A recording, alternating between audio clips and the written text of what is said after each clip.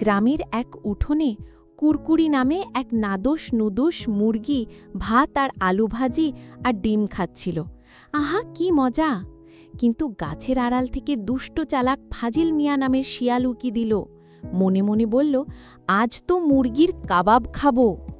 শিয়াল ফন্দে আটতে আটতে সামনে এসে গম্ভীরভাবে বলল, ওহো, তুমি তো অনেক মোটা হয়ে গেছো, তোমার ডায়েট দরকার। এসো, তোমাকে আমি জিমে নিয়ে যাই।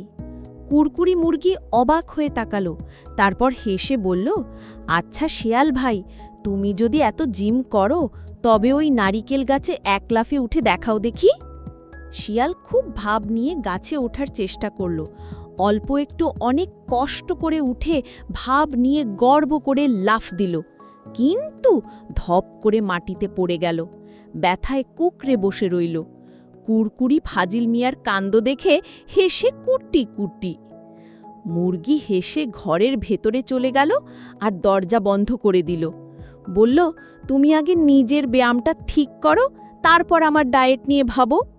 শিয়াল কাঁদতে কাঁদতে বিড়বিড় করে বলল, হায় রে, মুরগি খেতে এসে আমি নিজেই জিমের ডাম্বেল হয়ে গেলাম।